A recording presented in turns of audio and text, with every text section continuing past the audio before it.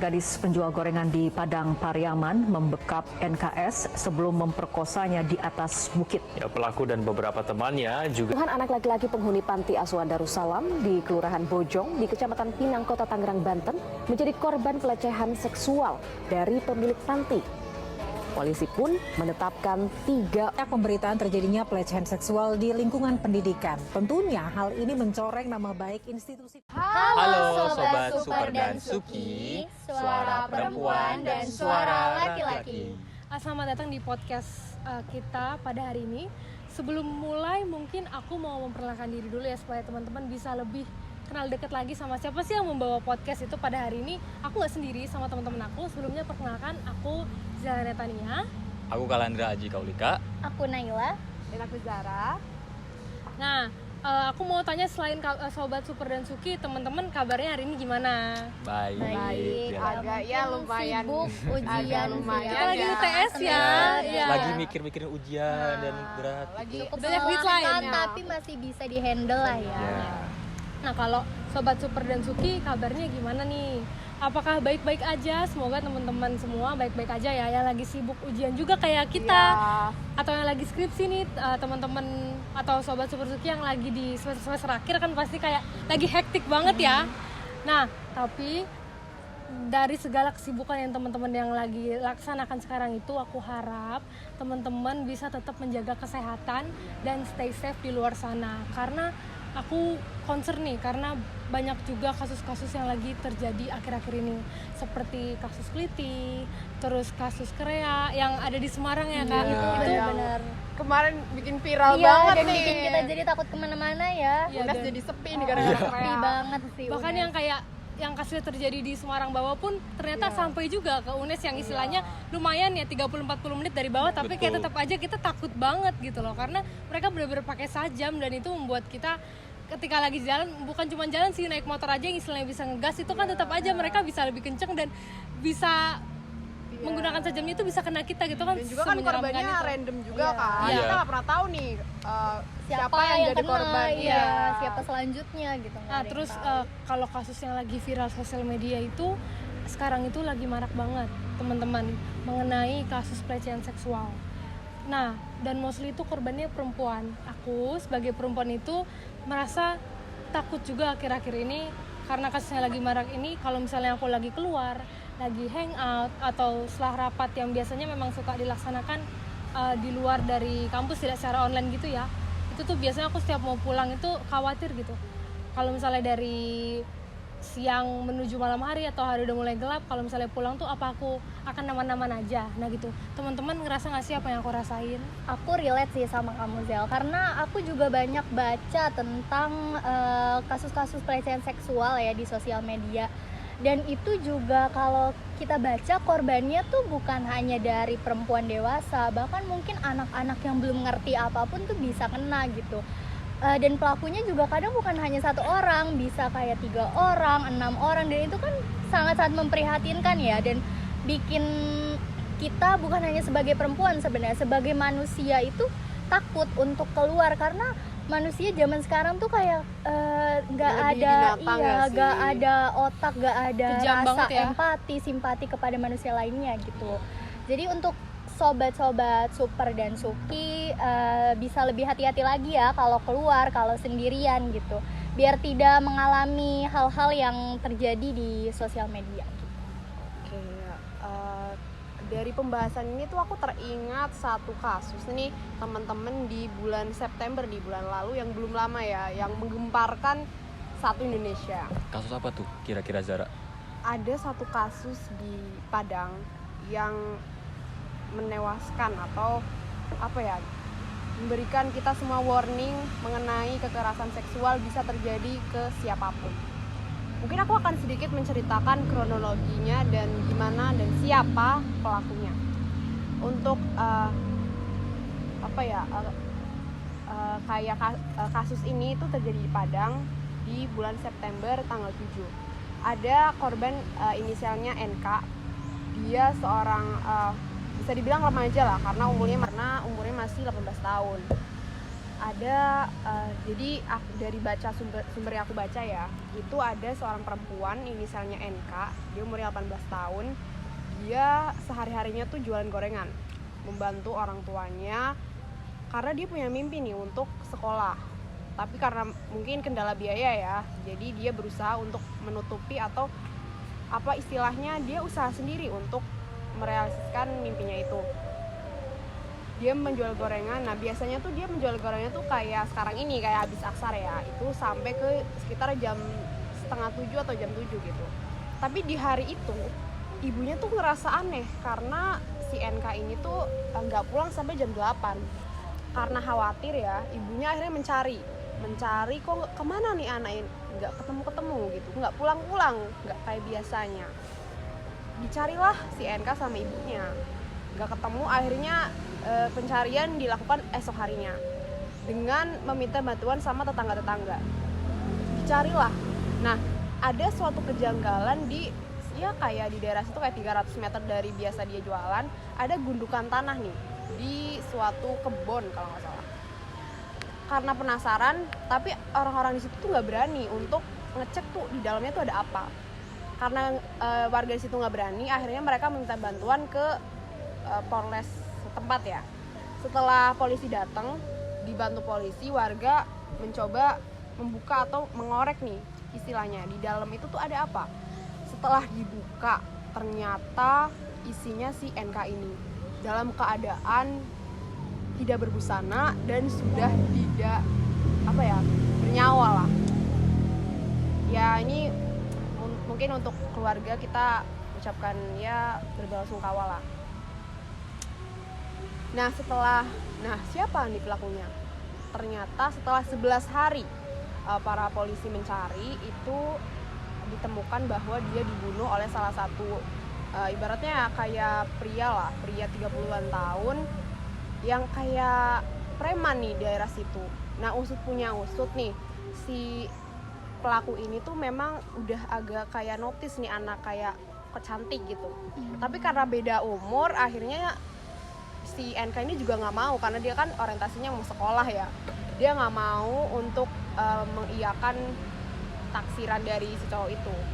Karena ditolak terus, akhirnya ya mungkin rasa laki-laki ya, dia ngedeketin, tapi karena dia nggak mau, akhirnya dia tetap aja untuk membujuk si NK.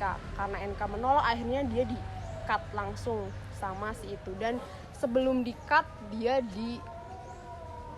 gitulah. Paham ya teman-teman? Nah dari situ benar-benar membuka kesadaran kita semua, warning kita semua, apalagi kita nih sebagai para mahasiswa yang merantau, masa kayak kita harus mati konyol gitu loh jauh dari orang tua ya. Apalagi itu sangat tragis ya. Iya, Maksudnya sampai dibunuh dan bahkan ditemukan dengan cara yang tidak proper, tidak etis gitu. Dikubur begitu tanpa busana dan sudah dalam kondisi tidak bernyawa, itu kan sangat tragis. Jadi kita doakan semoga korban bisa istirahat dengan tenang, pelaku juga bisa dihukum dengan setimpal ya. Tapi ngomongin tentang pelecehan seksual, sebenarnya di Indonesia itu ada satu undang-undang yang mengatur tentang pelecehan seksual ini.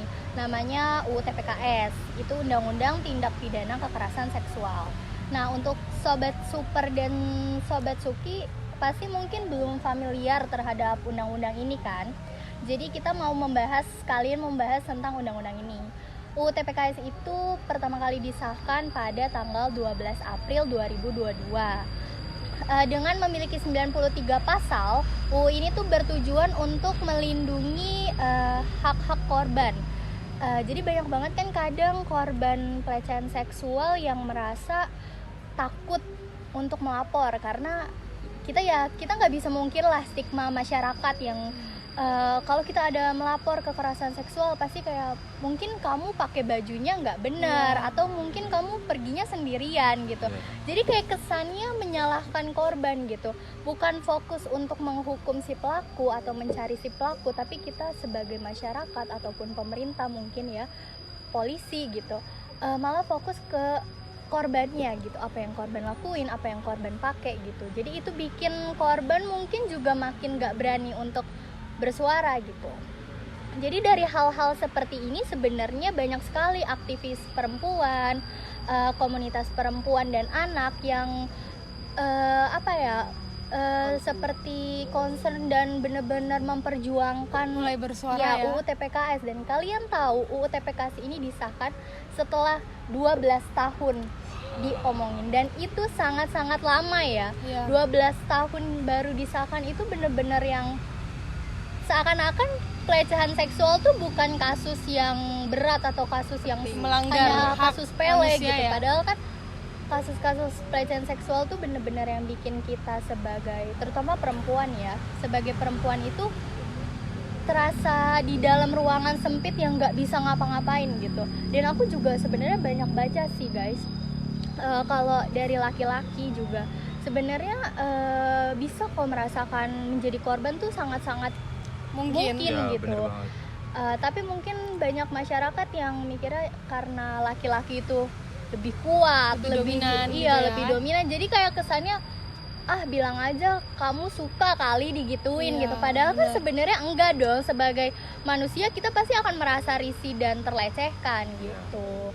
Jadi ya undang-undang ini sebenarnya diharapkan untuk bisa melindungi hak-hak korban, privasi korban.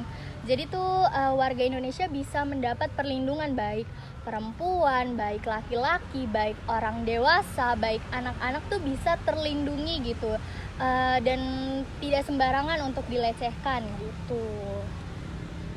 Nah, sobat Super dan Suki, kita sebenarnya udah sempat wawancara dan melakukan mini research lah gitu ya. Dari wawancara yang kita dapatkan itu informasinya itu banyak mostly mengenai perempuan yang mengalami kekerasan seksual nih.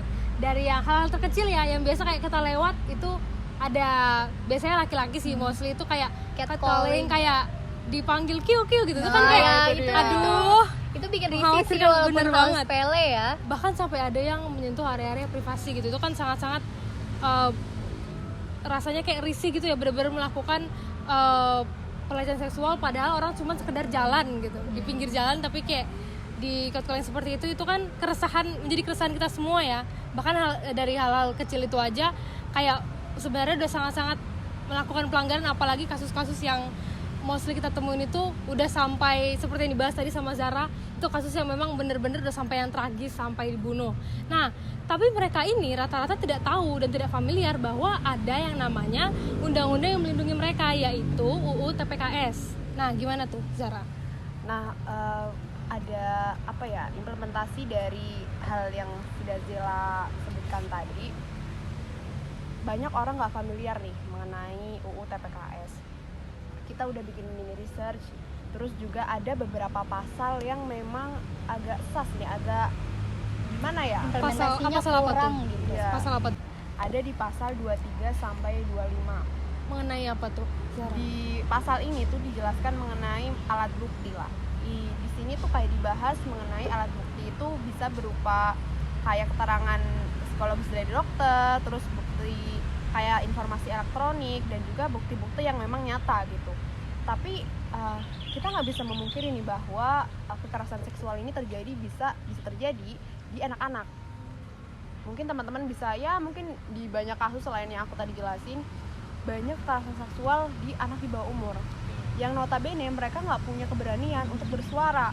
Dan mereka juga innocent banget ya, nggak bahkan tahu mungkin apa. mereka nggak paham apa yang orang itu lakuin ke diri mereka Iya. gitu. Nah, mereka aja nggak paham bagaimana mereka melaporkan itu dengan bukti yang ada.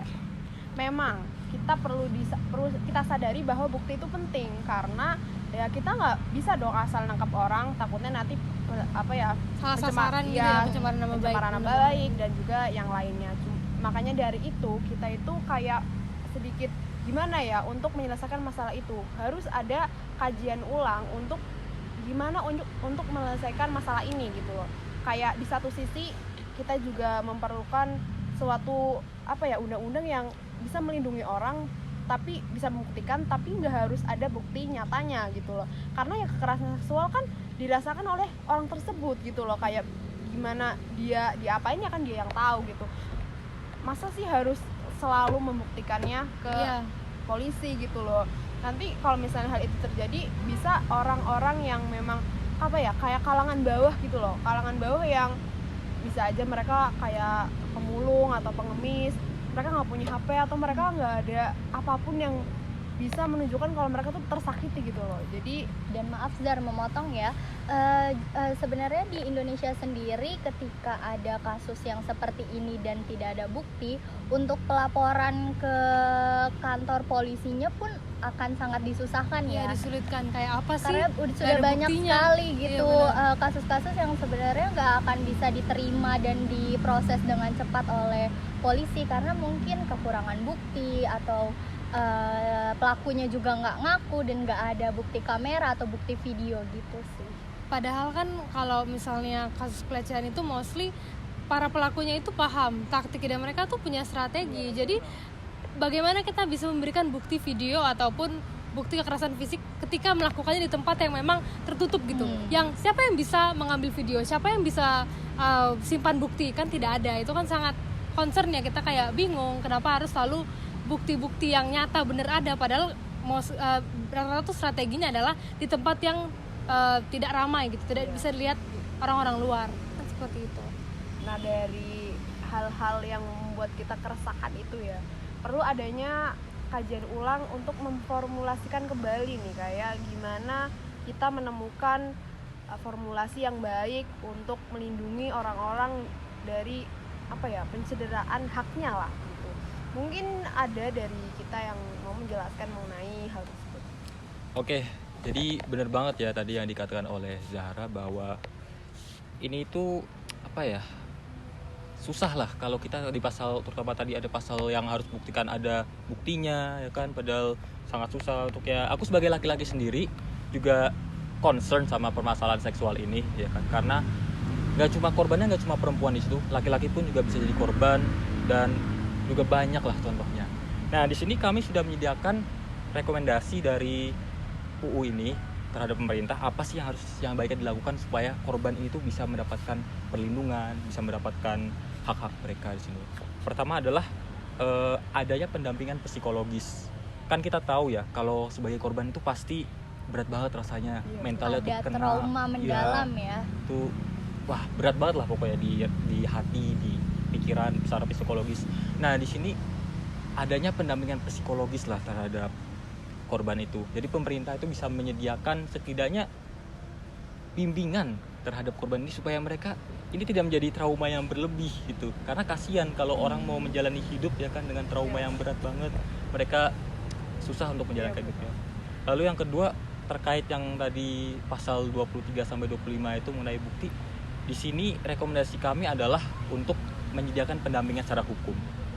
Karena korban tadi seperti yang dikatakan Zela bahwa strategi dari pelaku itu kan tadi Ya. bersembunyi Cermat ya kan, banget ya istilahnya. supaya tidak Nggak ada Yang misalnya nggak ketahuan. ada, Nah, yang nggak bisa, yang nggak ada kamera di sini gitu. korban tuh harus didampingi lah, dibantu dengan adanya bantuan hukum di mana korban bisa menyuarakan dan korban bisa ditolong secara hukum di sini, karena ini berat banget sih kalau untuk korban bisa voice seperti ini. Lalu yang ketiga ada edukasi terhadap masyarakat, karena seperti tadi sebenarnya masyarakat itu banyak banget yang minim edukasi terhadap UU ini. Mereka berpikir apalagi kalau kekerasan terhadap laki-laki itu mereka bilang, "Ah, kamu laki-laki, kamu itu kuat di situ, ngapain kamu lapor-lapor?" Nah, di sini masyarakat harus dikasih edukasi bahwa ini itu penting, ini tuh permasalahan yang terjadi secara universal gitu. Semua gender tuh bisa kena dalam hal ini. Lalu yang terakhir dari kami itu ada untuk kampanye mengenai awareness tentang kekerasan seksual ini, tentang UU TPKS ini, supaya stigma dari korban mengenai kalau mereka itu apa sih lapor tuh pasti juga polisi bakal gak bantu. Nah ini kita harus suarakan kalau kalian merasa tidak nyaman, laporkan saja.